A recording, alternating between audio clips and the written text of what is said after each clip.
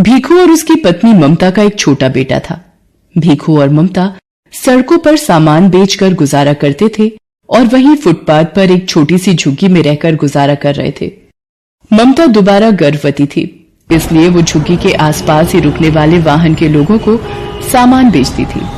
एक दिन ममता पुल वाली लाल बत्ती काफी देर तक रहती है, इस वजह से वहां भीड़ भी काफी रहती है। मैं सोच रहा हूँ आज थोड़ी देर वहीं सामान बेचकर आ जाता हूँ। इतनी भीड़ में ध्यान से जाना, लाल बत्ती खत्म होते ही गाड़ियां रफ्तार से दौड़ती हैं। भीखू पुल के नीचे सामान बेचने चला जाता है। ले लीजिए भैया, ये खिलौना आपके बच्चे के लिए, ये गुब्बारा ले लो भैया। हाँ हेलो, ये गुड़िया कितने की दी? 20 रुपए की है साहब। 20 रुपए? 10 रुपए की लगा ले, दे रहा है तो। इतनी देर में लाल बत्ती का सिग्नल खत्म हो जाता है। ले लो साहब, आप 10 रुपए ही दे दो। भीखू 10 रुपए लेकर जैसे ही गाड़ी वाले को गुड़िया पकड़ाकर पलटता है, एक गाड़ी उसे धक्का मार देती है। जैसे ही भीखू नीचे गिरता है, एक और गाड़ी उसे कुचल देती है। भीखू वहीं मर जाता है। भीखू के साथ एक और व्यक्ति जो सामान बेचता था, वो ये दुर्घटना देख लेता है और ममता को बताता है। नहीं, ये नहीं हो सकता। मैं किसके सहारे जीऊंगी? आप मुझे क्यों छोड़ गए सूरज के बापू? बापू आप कहाँ चले गए? बोलो बापू। ममता सूरज के हाथ से भीखू का अंतिम संस्कार करती है। भीखू के देहांत के बाद ममता बिल्कुल अकेली हो गई थी। एक दिन ममता बेटे सूरज और गोद की बच्ची को लेकर दिन भर सड़कों पर गुब्बारे बेचती थी। एक दिन, सूरज तू यहीं सोनी के पास रहना, आज धूप और गर्मी ज्यादा है, इसलिए तुम दोनों यहीं रहना। मैं कुछ गुब्बारे और पेन बेचकर सोनी के लिए दूध और तुम्हारे लिए रोटी ले आऊंगी। ममता गुब्बारे और पेन बेचने चली जाती है। साहब पेन ले लो, 10 रुपए में 5 पेन है, ले लो ना साहब। ले लो बीबी जी, ये गुब्बारा ले लो, आप खरीद लोगी तो मैं बच्चों के लिए कुछ खाने को ले जाऊंगी। ममता बड़ी मुश्किल से कुछ गुब्बारे बेच पाती है और थोड़ा दूध और रोटी बच्चों के लिए खरीद कर लाती है। तभी एक महिला ममता के पास आती है। ममता, कल हमें ये झुग्गियां खाली करनी पड़ेंगी, यहाँ से अब तू भी कहीं और रहने की जगह ढूंढ ले। मैंने तो एक बस्ती में 100 रुपए किराए पर एक झुग्गी ले ली है, बस तुझे ही खबर देने आई थी। हे भगवान, अब अपने दोनों बच्चों को लेकर कहाँ जाऊंगी? अपने बच्चों के रहने के लिए मुझ गरीब का घर कहाँ से लाऊंगी? ममता अपने बच्चों को लेकर एक दुकान के बाहर बैठ जाती है। तभी सामने एक ऑटो रिक्शा पलट जाता है और एक महिला ऑटो रिक्शा से गिर जाती है। ममता भागती हुई महिला के पास जाती है। ओ भैया, कैसे ऑटो रिक्शा चला रहा था? देखकर नहीं चलाया जाता? जल्दी इन्हें हॉस्पिटल लेकर चलो। ममता उस महिला को संभाले बच्चों।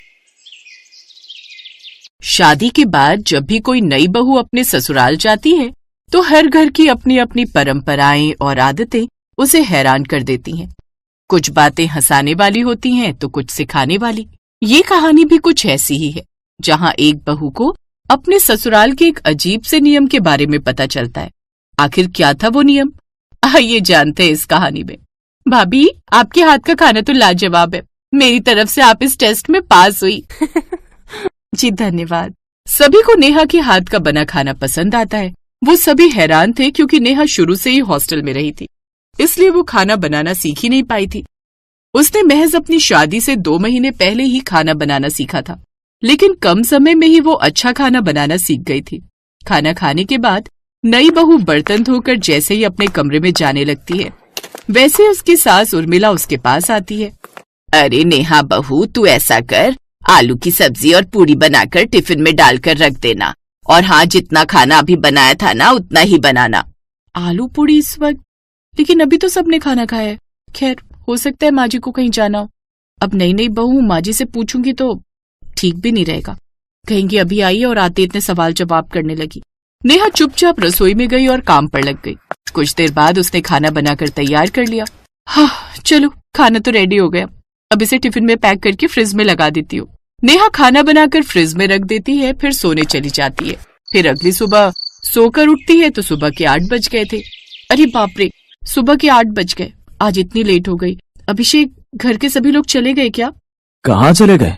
अरे वो माँ जी ने कल रात डिनर के बाद मुझसे फिर से खाना बनवाया था और उसे पैक करने के लिए कहा था। तभी उसकी ननद भी वहाँ आ जाती है।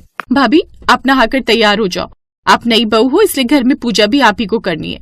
लेकिन इन सब में तो ननद जी काफी टाइम हो जाएगा और मुझे नाश्ता बनाने में देर हो जाएगी।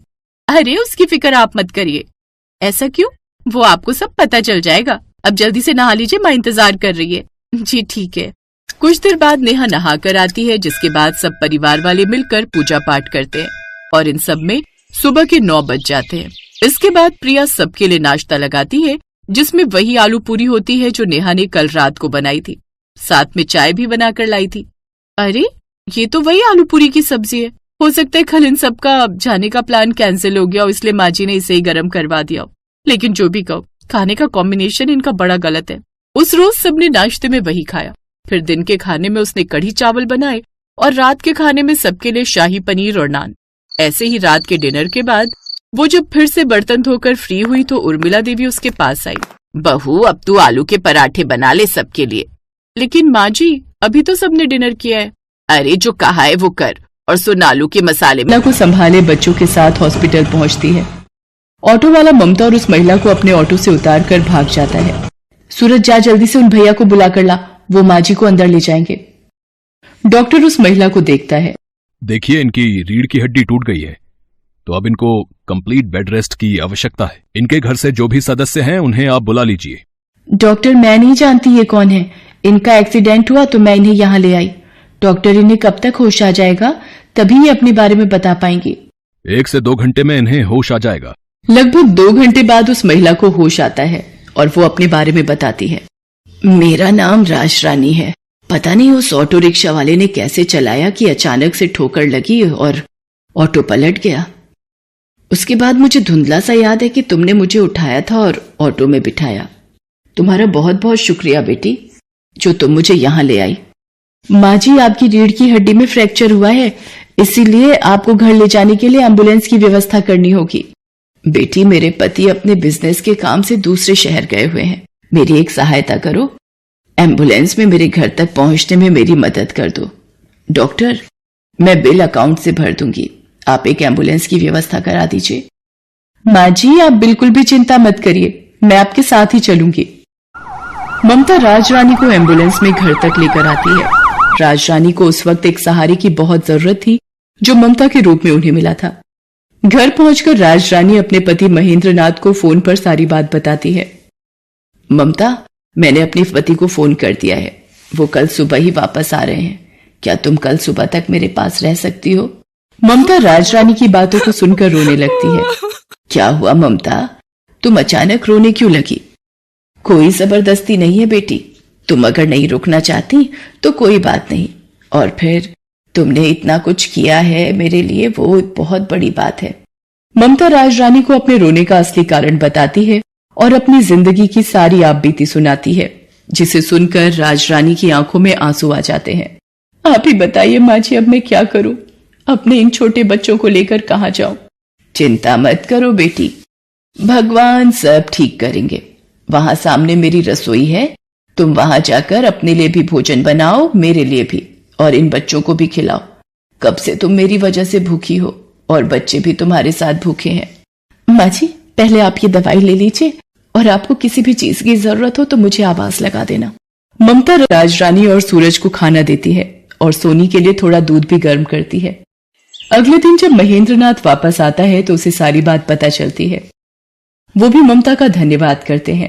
ममता बेटी, तुमने राजरानी के लिए इतना सब कुछ किया, उसका मैं हमेशा शुक्रगुजार रहूंगा। धीरे धीरे राजरानी की तबीयत में सुधार होने लगता है। ममता राजरानी की बहुत सेवा करती